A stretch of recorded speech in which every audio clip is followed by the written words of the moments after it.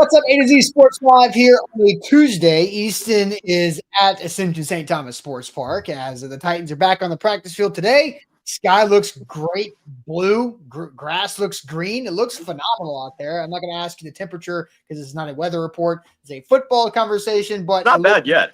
It looks awesome, to be honest. It looks great. But we're here to talk about the Titans and what practice ended with yesterday, which was a scuffle between quarterback Ward and star D lineman Jeffrey Simmons, and the truth about it, but also the importance about it. And Easton, you were there. You immediately group texted everybody.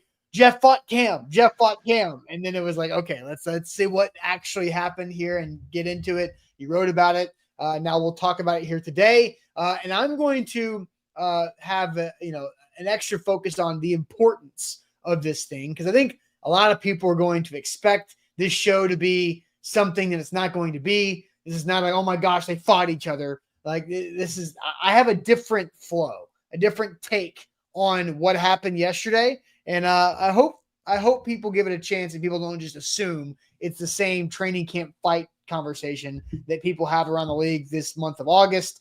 So Easton, welcome in. We also have another topic about the Titans roster and what we expect or maybe think they might do here in about a week, which cut down day is what, a week away, or is it Wednesday? It's 1 week away from today. So there's a lot of stuff that's going to happen and what the team might look like. So we're going to have a great conversation. Before we throw shade on this Tuesday, Easton, welcome in. Let's get this thing rocking and rolling. Yeah, good morning, Austin. Hope everybody's having a great start to their Tuesday. I know that I am excited to be out here for day 2 of 3 of really the final look at Titans practice. I believe this is all that we're going to get until next May. So soak it in. Enjoy it. Going to be a good time today. Going to be a good show for you all. Excited to touch on these 2 topics before we get out to practice this morning. But first, make sure you have liked the show. Hit that thumbs up button for us on Facebook, on YouTube. It's free. It's easy. It's extremely helpful for us. And then jump into the comments with some familiar faces. My friends Steven and John, Jeremy, Rooney, good morning to you all. Be a part of the conversation with them in the chat on Facebook and on YouTube. Austin, let's get it started. Let's do it officially. Welcome in A to Z Sports here live on a Tuesday. I'm Austin Stanley. He is Easton Freeze, our Titans reporter for A to Z Sports.com, live from Ascension St. Thomas Sports Park here on this Tuesday. We are Nashville's on-demand sports network, going live weekday mornings at 8 Central Time on Facebook, YouTube, and Twitch. Links to the show segment by segment on our Twitter X timeline. You can follow us there at A to Z Sports. Also hit us up on Instagram, TikTok, and Threads for more great Titans content. Please leave us a 5-star Google review. That's another small ask that we have for you guys that go a long way for our company. And also support our sponsors, because they do help us out, make this show possible, have it free content for you guys. And we try to give sponsors that help out you guys as well, like Wilson County Hyundai. Make them a part of your new car buying process.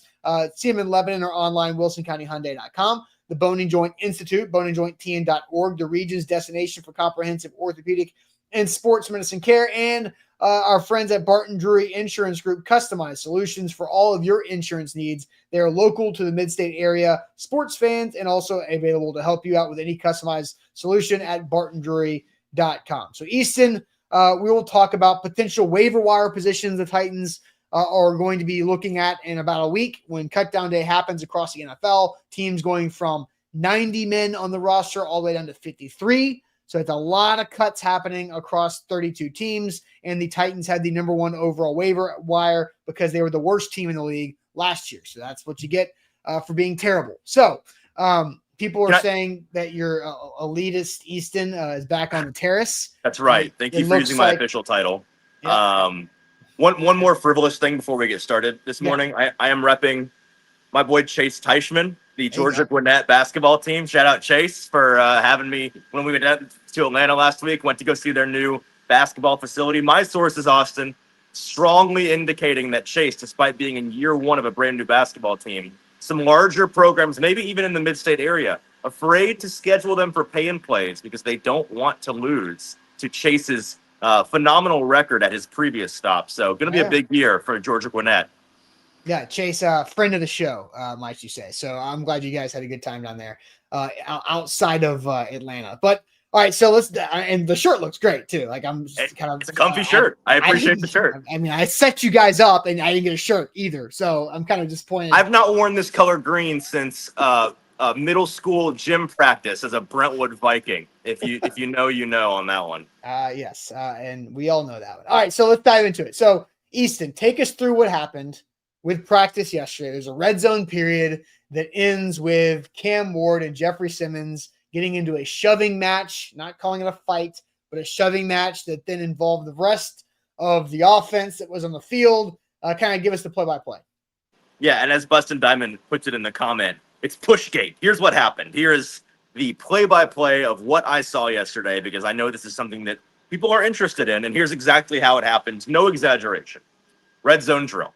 The defense had won a number of plays in a row. It was a good start to the drill for the defense. And then the offense gets things rolling with a Julius Chestnut run. He gets the edge on Roger McCreary, gets into the end zone. The offense, the energy level comes up. They get really hyped. The defense, we know it's a personal point of pride for them that nobody runs on the Tennessee Titans. And so whenever they get a red zone run as free and easy as that one was, they are a little bit ashamed and, of course, frustrated with themselves. The very next play, the offense continues the ball rolling. Cam hits Calvin Ridley in the opposite corner of the end zone for a really impressive pass and impressive catch, circus catch. Jarvis Brownlee Jr. in coverage. A really nice play between the starting quarterback and his best receiver. The energy level goes up another notch. Everybody's hyped. Calvin Ridley immediately starts jawing at Jarvis Brownlee Jr. and seemingly anybody else that would listen, just screaming at the world.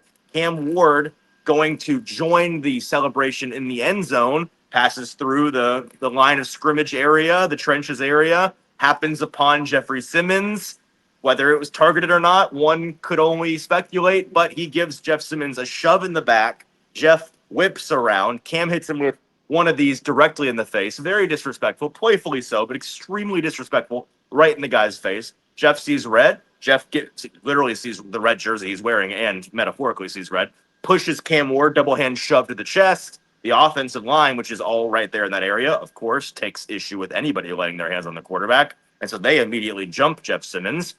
There's kind of this moment of extreme escalation that comes down in a hurry, which, again, speculation on my part, but it felt like Jeff Simmons kind of realized who he was fighting with. And the rest of the team was like, oh, let's not, get into a big knockdown, drag out, everyone ends up on the ground fight with Cam Ward in the middle of it. And things de-escalated rather quickly after a big scrum took place. Jeff Simmons took his helmet off, walked off the field, removed himself from the drill. They ran 2 or 3 more plays, and then that was the end of practice. And that was it. So that was it. That is what happened there. That was the shove heard around the world. There's been a drop heard around the world, now a shove heard around the world. So let's hear from Jarvis Brownlee Jr. on his take after practice about what happened between the two big leaders on the team. Here's the second-year corner.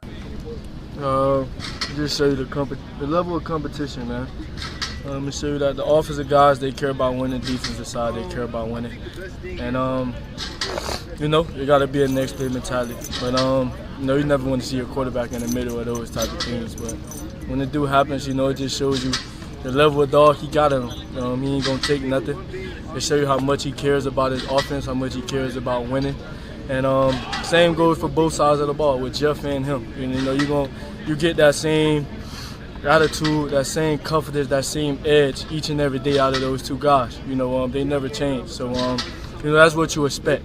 But when it does happen with our quarterback, we try to break it up as soon as possible, fix it as soon as possible. But for me, I feel like it's a great thing. When you got great teams, man, brothers fight. And at the end of the day, as long as we all got each other back, we all connected, we all got that bond, and we all got that same connection where we going to fight for one another, then that's the most important thing at the end of the day. So there was Jarvis Brownlee Jr., and then we've got here, this is the tweet from Jeffrey Simmons yesterday. LOL, yeah, y'all doing way too much. It's practice. It's football. Bleep happens between the lines, but y'all letting these reporters blow up something that happened at practice says a lot. Trust me, me and one is good, one being Cam Ward.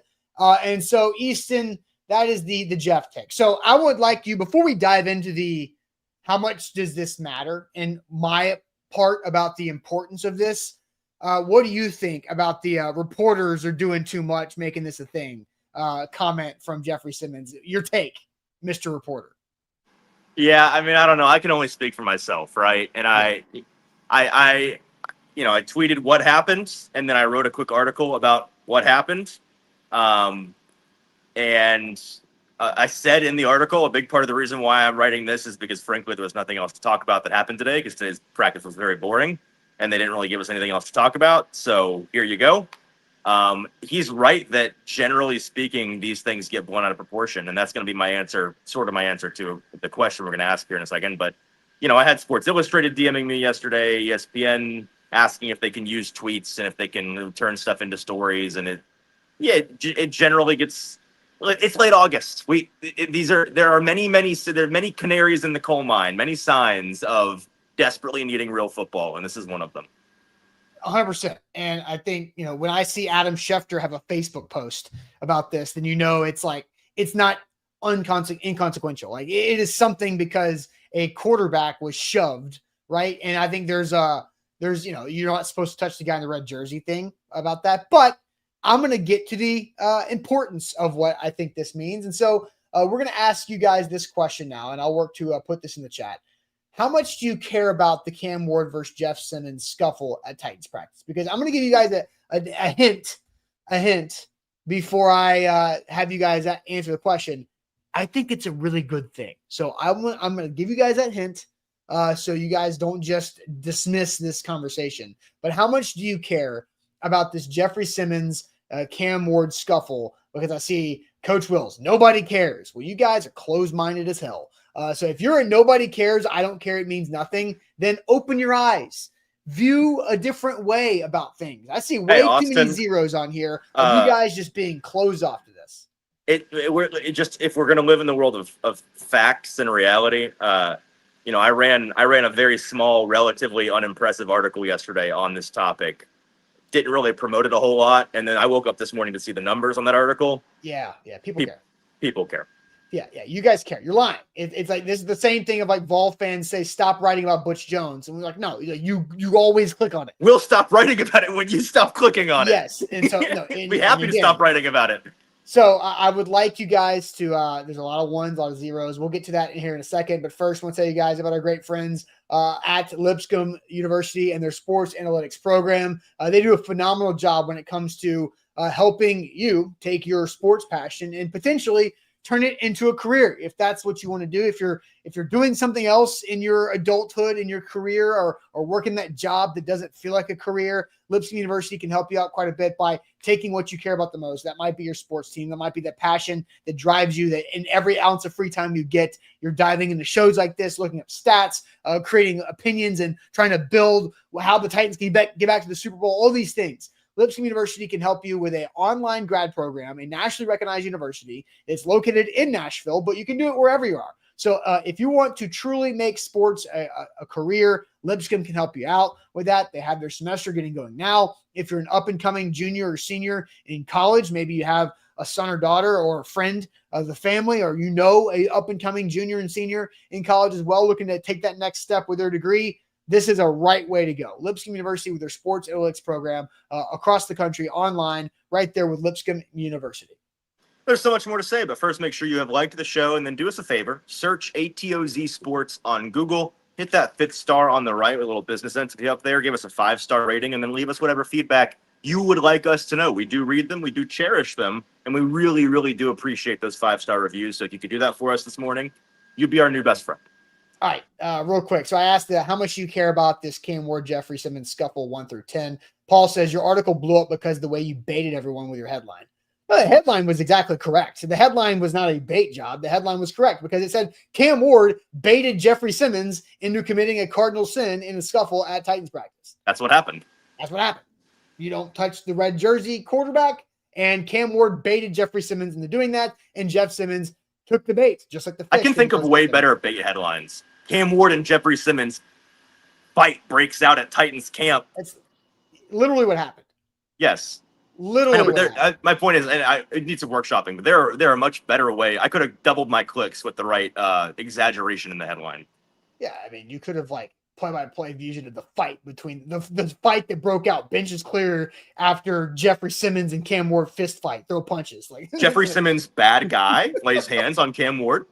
Yes, it's ridiculous. So, all right, a lot of people are answering 0, 1, 2s maybe. How much do you care about this? I have my opinion on this. I hope I can change some minds on this. But Easton, I will let you kind of have an idea about what I'm going to do with it. But what is your level of care about this situation between Jeffrey Simmons and Cam Ward getting after each other at practice yesterday?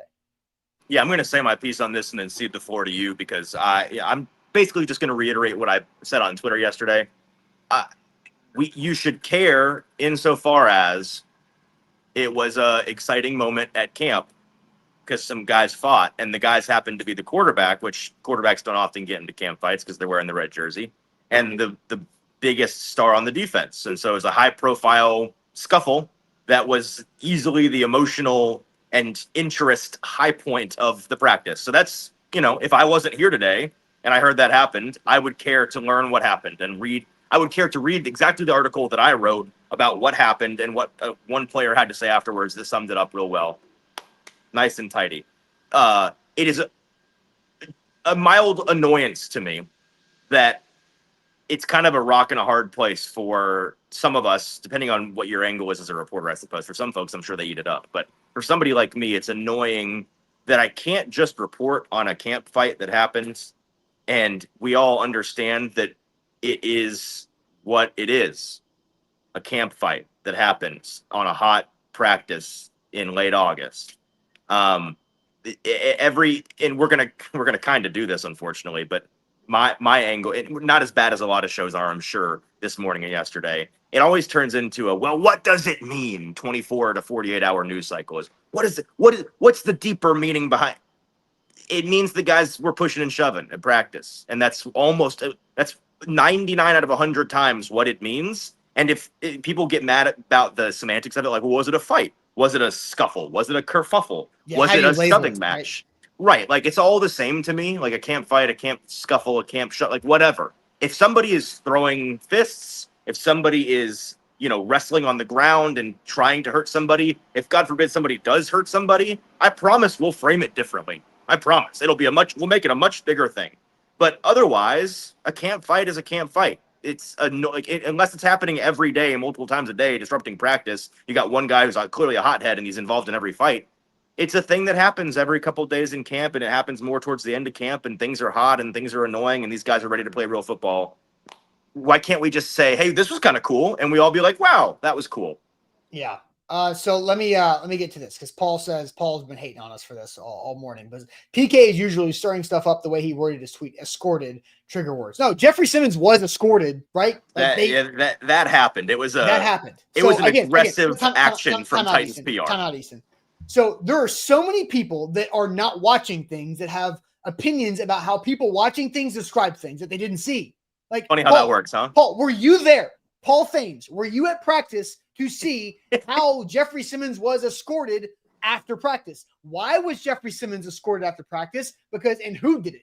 The public relations staff, the media relations staff is escorting Jeffrey Simmons inside, away from the media, because they didn't want this hothead that is Jeffrey Simmons to do something to make it even bigger than it needed to be. So, Paul, it was escorted. He was escorted from practice. So, again, you weren't there. You have no idea. So you rely on people, and your preconceived notions about Paul Kaharski, your namesake, is making you warped in how you're viewing something. So how about you take a chill and just remember, okay? You're not there. Other people are. And if other people are describing something that they saw that you didn't see, I mean, you kind of have to, you can ask questions, but don't just expect somebody to blow smoke. So, okay. Paul is saying that Buck said that it was a joke, the idea that he was escorted out. I mean, Buck was watching it from where I'm currently sitting, which is 100 yards away. I was watching it next to Jeffrey Simmons. I watched them escort him off. I don't know what Buck thinks he saw, but they escorted him off. Buck might say it's a joke because they didn't let Jeff talk to the media. I mean, that could be that. Right. I mean, in that. You know who also wasn't set up to talk to the media yesterday? Van Jefferson, which is ridiculous. We waited. We tried. Right. And so guess what we'll do today? We'll wait. Yeah, you'll wait. So, all right. And Eric says, I wasn't there either. Yeah, but Easton told me the same thing immediately after it happened, regardless of Paul's tweet. So You can ask that's what Paul, happened. you can ask me, you can ask Nick, you can ask, I mean, I can name 7 people to corroborate this situation. That's what happened.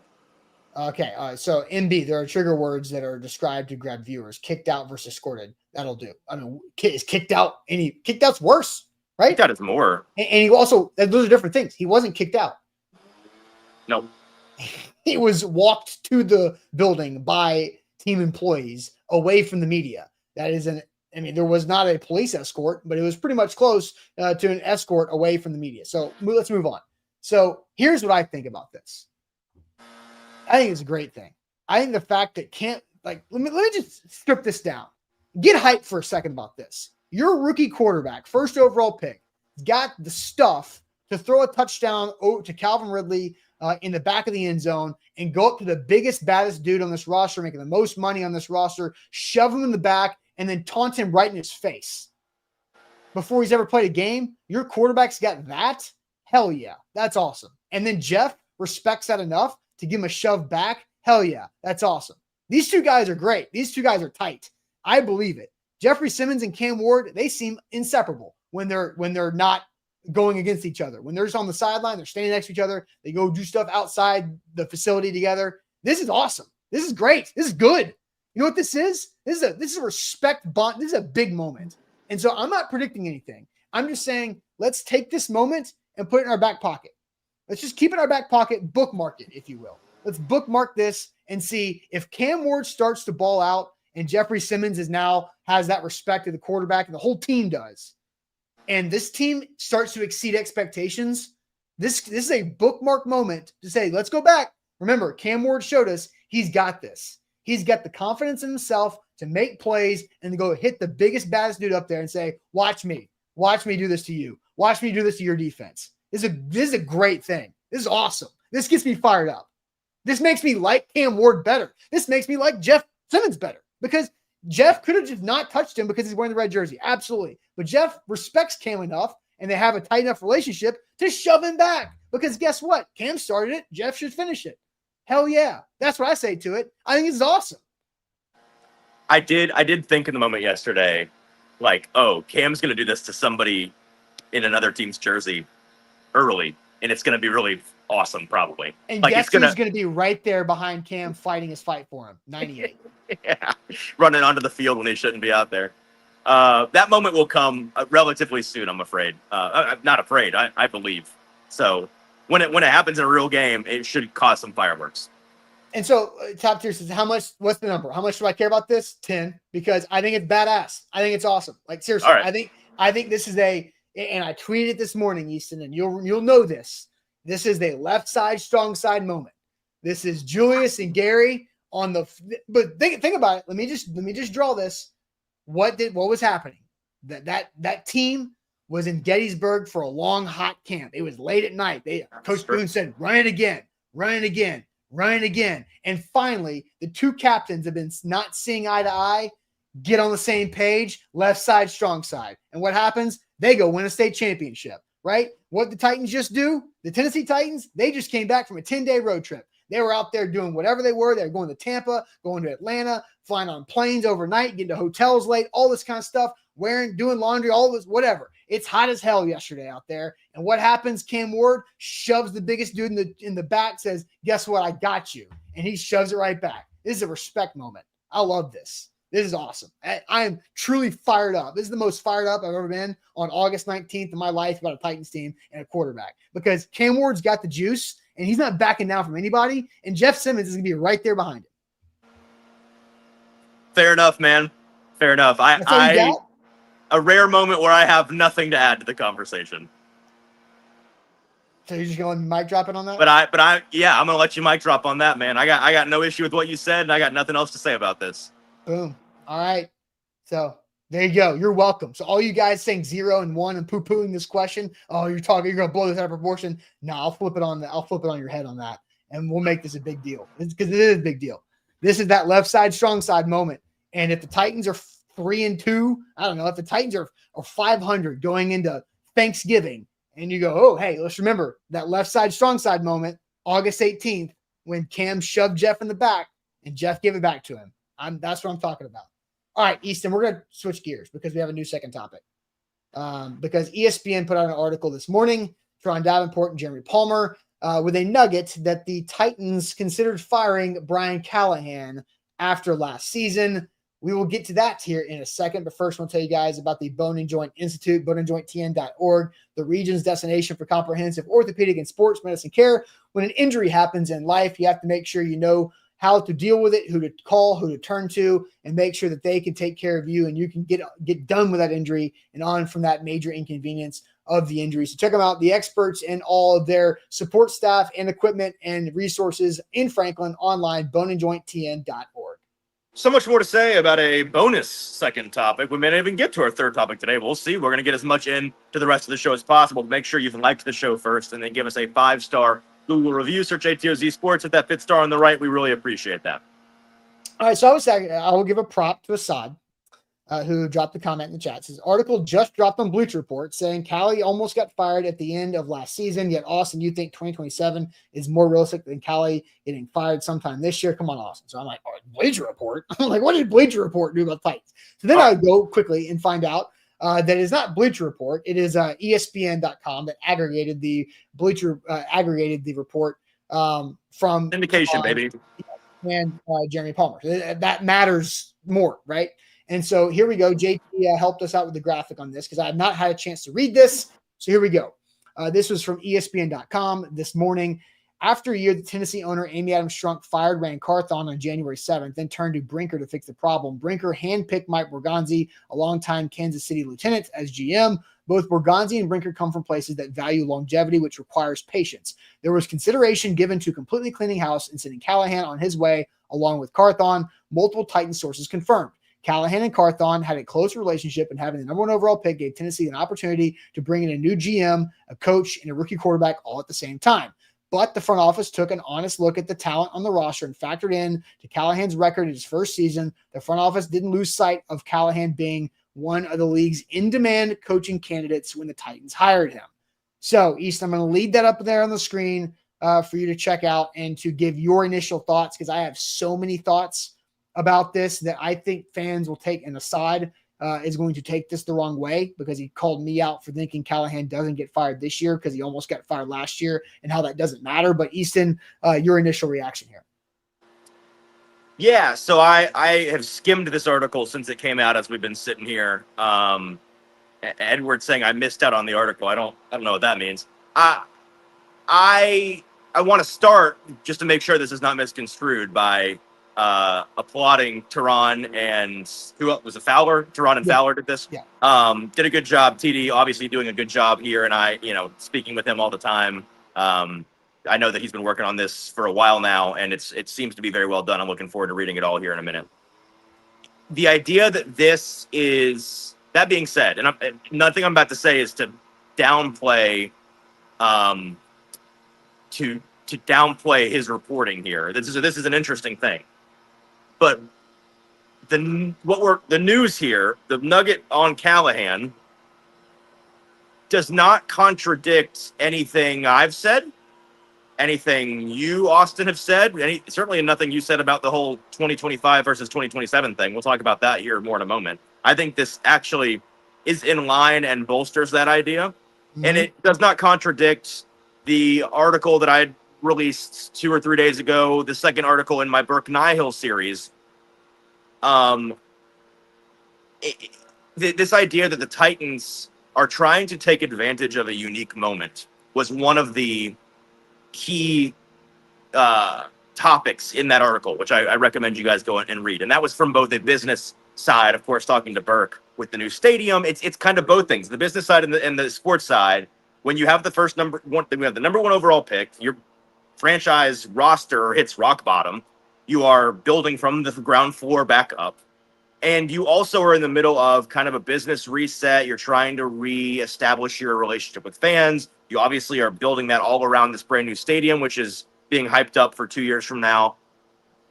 The Titans clearly have a chance here to grab a moment by the horns and make this franchise what they want it to be, right? Like, you don't often have reset moments like this where the business, when all sides of your business kind of coalesce and line up. The stars aligned, and they're trying to take advantage of that moment. And I say all of that to say, as we talked about, Austin, in our show where you said, well, I think Brian Callahan's more likely to survive to 2027 than to be fired this year, we were talking about how and I don't want to ruin an article that I have come out later this week. Yeah. But I have an article with some insight, yes, some sourcing from the front office along these lines, not the same sourcing as Tehran has here, about what the front office sees the vision of this team the next year to 2 to 3 years looking like, and what they are trying to guard against.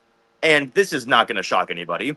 The front office is terrified of ruining Cam Ward, as any front office that has a quarterback who you're staking everything on is. You don't want to mess the guy up. As the saying goes, and it certainly is true, teams fail quarterbacks more often than young quarterbacks fail teams. That's the reality. Nurture versus nature here. That's a real thing. And so they are trying their best to not fail Cam Ward. And they, again, not going to shock anybody, see the easiest way to fail a young quarterback as being giving them no sense of continuity, right? How many times have we seen a promising young quarterback and we talk about, oh, he's actually on his 4th coordinator in 3 years. Can you believe this is his new system he learned 3 months ago? It doesn't go well. And so it's not even necessarily about their love for Brian Callahan, which they talk about in this piece from Tehran. I've had extensive on and off the record conversations. They do believe in Brian Callahan. They do like Brian Callahan. That's not bluster, but it's more than that. We had a moment before we picked Cam, and that's what was revealed here in this article in writing for the first time.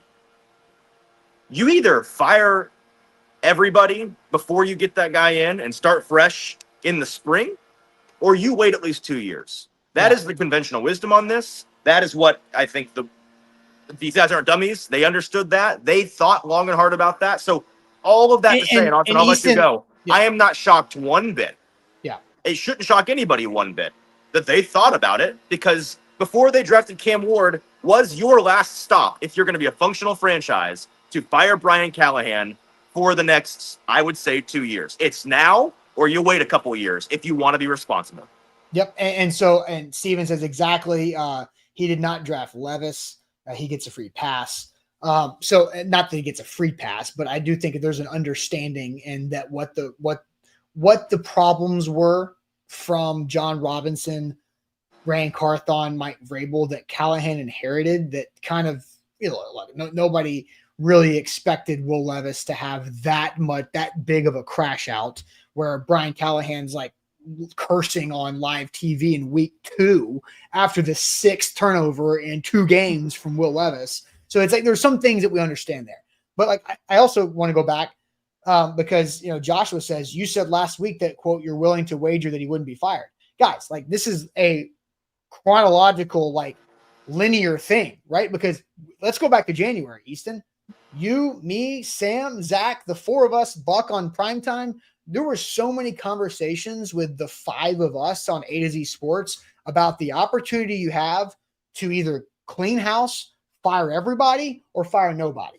And fire nobody included Rand Carthon, right? Because they made Rand Carthon the fall guy in this. And I think we learned that Chad Brinker and again, I'm back in January.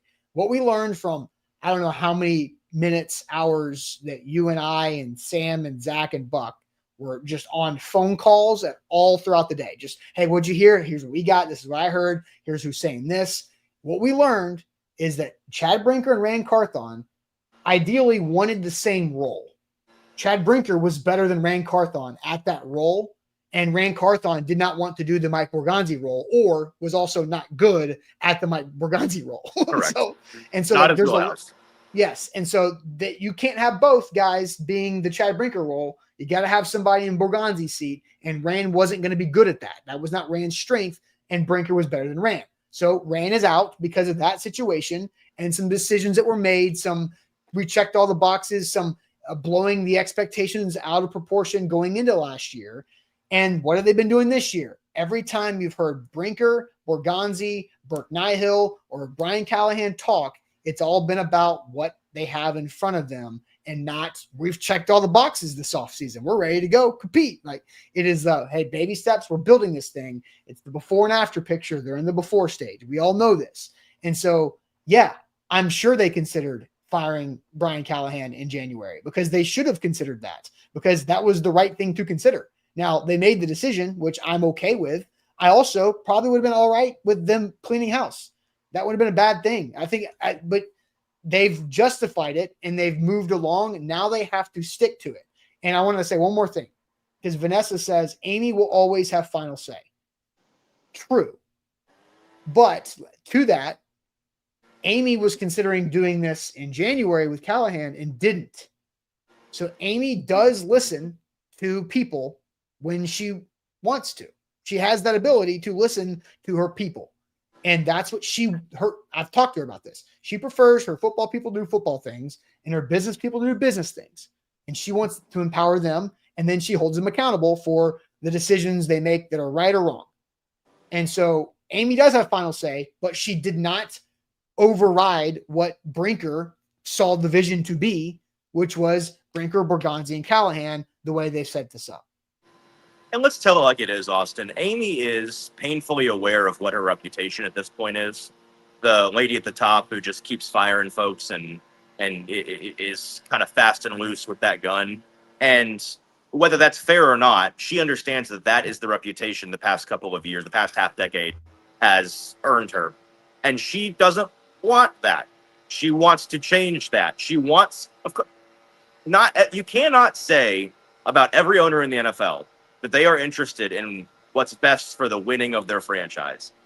Amy Adams Strunk, for all of her foibles, and I think that there have been times in the past where what she's done hasn't been what's best for the winning of the franchise, but I will 10 toes down tell you that everything she does is with the pure of heart intent of doing what's best for the winning of the franchise. She's not somebody that's more interested in ticket sales or revenue, or, I don't know, like a team in Dallas that's more interested in being a soap opera and says so out loud on TV. She is interested in winning football games and the Titans being as they've started to call it around here, a Mount Rushmore organization. That's what they're aiming for. Which is a big thing to say. Big goal. I mean, listen, shoot for the moon, right? Let's pull the curtain back a little bit more on this, Austin. Okay. Going back to January, because whatever that original comment was, this idea that, well, you said you'd wager him not being fired. Yes, in August, now, I would wager him not being fired this year.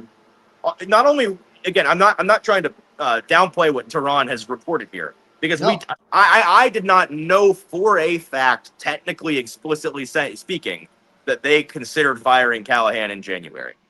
But we kind of knew that they were considering it, and my proof of that is that amongst all those phone calls and all of the behind-the-scenes talk in January, Austin, we had the bones of shows put together, we had the bones of articles put together, prepared for the moment that we found out Callahan had been canned.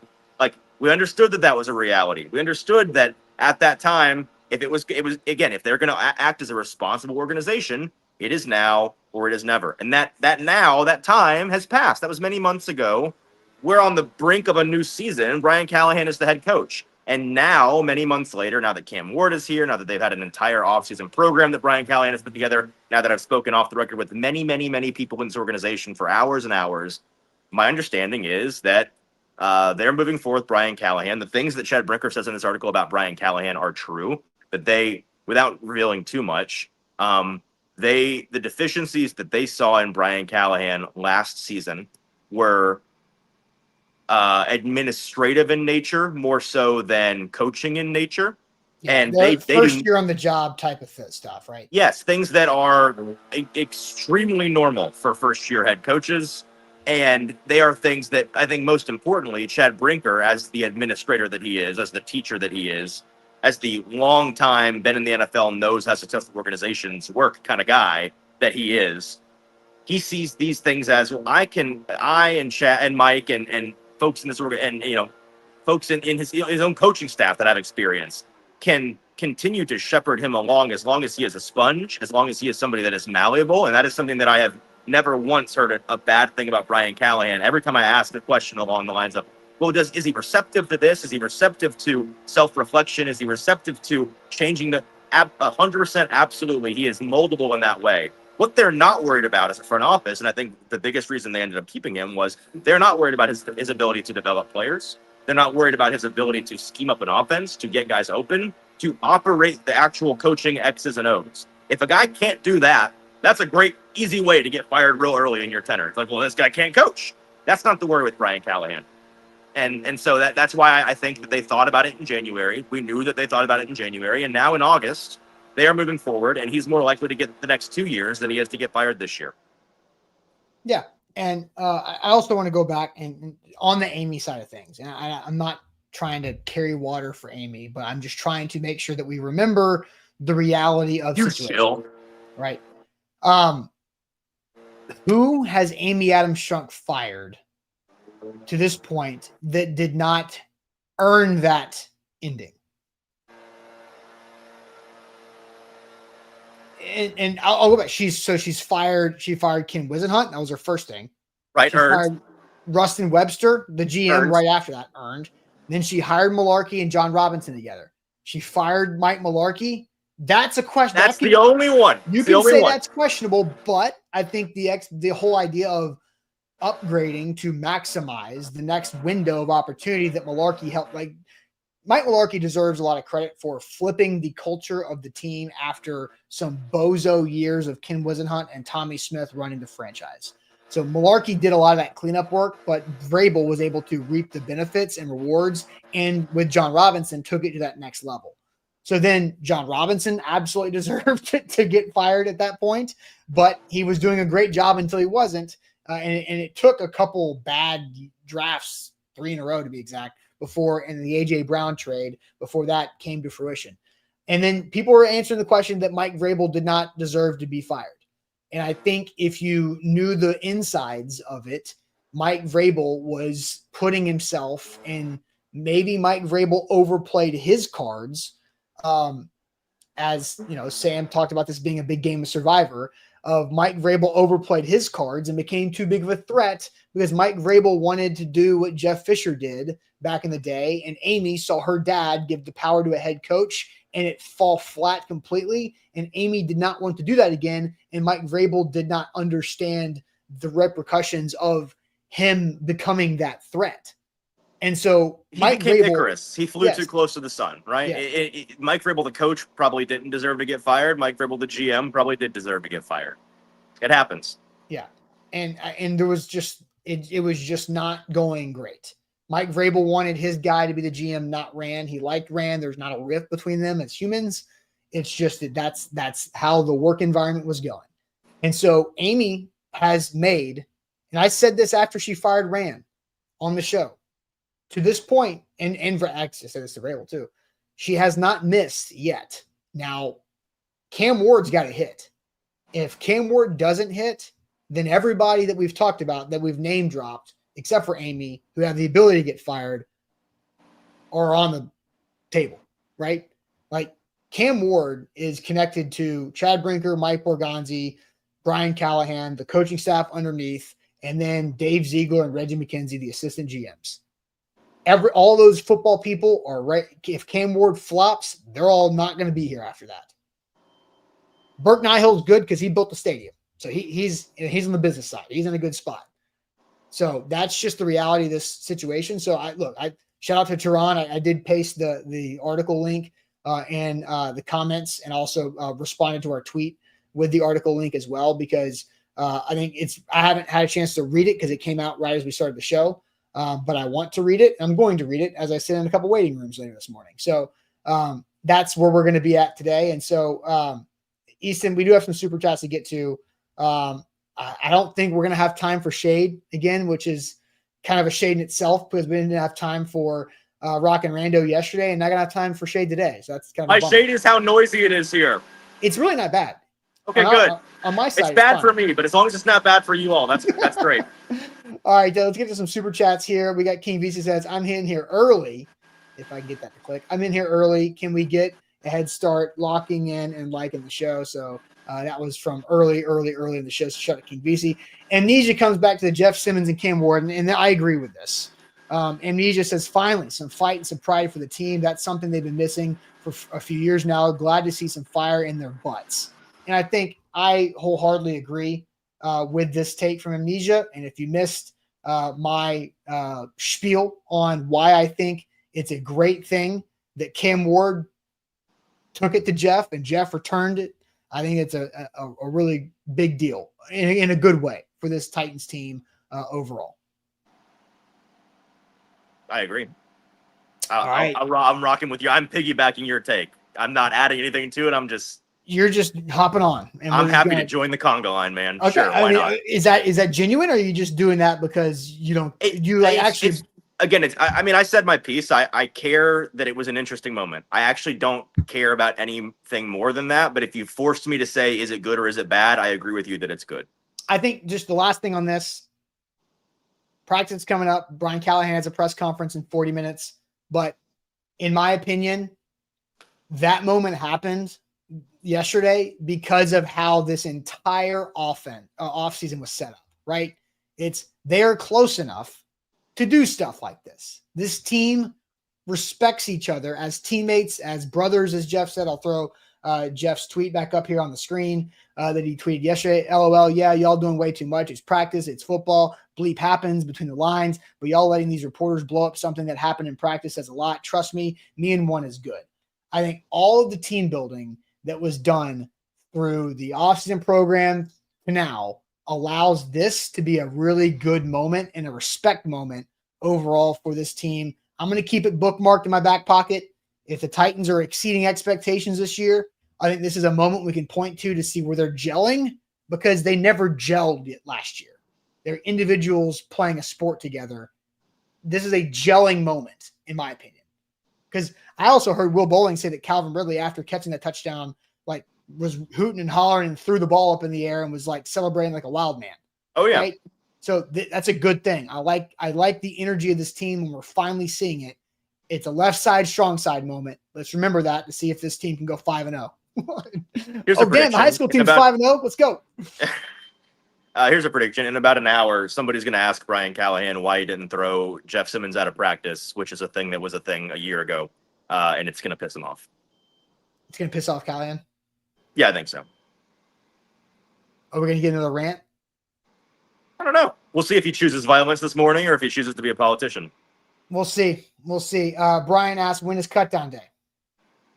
It is 1 day and 6 hours from now, 3 p.m. 1 week. What did I say? 1 day? Dadgummit. Yeah. 1 week and 6 hours from now, 3 p.m. Central Standard Time next Tuesday. There you go. So but, it's, there will be plenty of trickling things throughout the afternoon. So it'll be a full day's worth of news.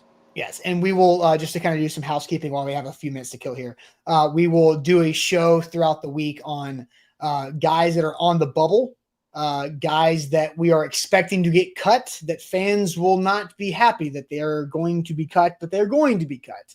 And we'll talk about the topic that we're going to shelf from the second half today, because the ESPN article came out, was kind of about where the Titans can go elsewhere to fix a couple weaknesses on this roster. But we'll see. We'll see how it goes. But any last thoughts before we finish off this Tuesday? No final thoughts, but happy to tease some things coming up from me. It just kind of hit me this morning. I'm on primetime tonight, so I'm not going to tell you what the topic is, not because I haven't decided yet. Of course, I know exactly what we're going to talk about, but it's going to be super exciting, so you'll want to tune into that. Got an article coming out in roughly an hour about what we were going to talk about in the back half of today's show. I'm not certain of many things on the Titans roster cut down, but there is one thing that I'm certain of that I think you as a fan absolutely should know and be mentally prepared for before next week, so that you don't fall into the trap a lot of people are going to fall into next week. So you'll want to read this to be in the right headspace, I think.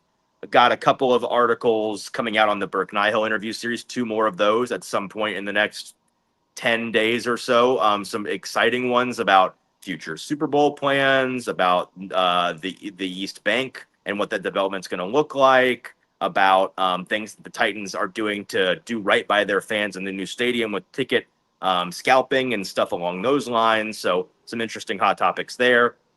Got an interesting article coming out, I hope, this week on an exclusive on what the Titans are doing behind the scenes with their strength and conditioning and nutrition staff. Some cutting edge stuff that this new group is doing, headed up by Mike Borgonzi. They have quietly pumped a lot of resources into that this offseason, and there's a lot more interesting things going on behind the scenes there than I think most people know. So excited to write about that and tell that story. And then, my roster projection cut down 1 week out.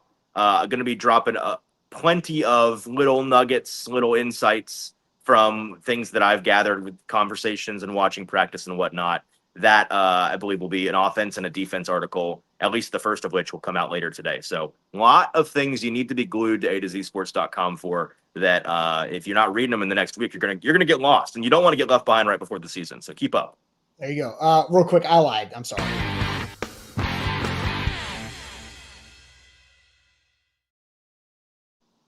Out to Wilson County Hyundai, WilsonCountyHyundai.com. I'm going to throw some shade real fast. But Wilson Hyundai is where to go. Make them a part of your new car buying process. Payne Bone does a great job with his team in Lebanon to save you money. WilsonCountyHyundai.com. My shade is on myself. I look like an idiot. I have a haircut and a beard trim later today. This is so out of control. It's head to my face. I look like a fool. My hair's too long. And the beard trim last week, but then that timing didn't work out. And so I was like, well, I don't want to shave now. I want to let the pro do it. And so it went way too far. And I feel like a caveman. I feel like I've been in the woods for too long and don't have I am so looking forward to this haircut because this is uncomfortable and it's gross and I don't like it. It's awful. And it's been a week too late, but thank goodness it's in like an hour and a half. You are really small on my phone screen and I'm wearing sunglasses, so I've not really noticed it myself, but I'm assuming drives me crazy. People in the chat have been giving you a hard time about this? No, this is personal. No, this is just straight up like I was looking at myself and like, I look like a fool. Been there, man. Been there. Yeah, sometimes you get to haircut day and it's like, this should have been a week ago. This is rough. And that's what happens when you try to put up like, I got a few more days and I'll do it next week when my calendar works out better. Waited too long. But all right, your shade was on what you said? My shade was on what just now fixed itself. It was just very loud here, which it's not even a fair shade from me because nobody knew that I was doing this out here today. Even if they did, why would the field staff care? They have a job to do, but they were very loud down below me and it was annoying for me, but I'm glad that it didn't ruin the broadcast. So as long as I sounded okay to you all, then that's fine. Yeah, you sounded great. You could tell it was happening, but it wasn't a distraction at all. So it looks great behind you. So I hope you can find some shade because it's going to be really freaking hot. So make sure you hit that like button, please. Subscribe to our channel, 5-star Google reviews all around. Easton will have great content coming throughout the day. So make sure you stay tuned to all of our social channels and A2Zsports.com/Titans and more content tonight. Primetime, Easton's on it tonight at 7. I'll see you guys tomorrow morning, freshly shaved with a haircut at 8. Catch you then. Appreciate it as always.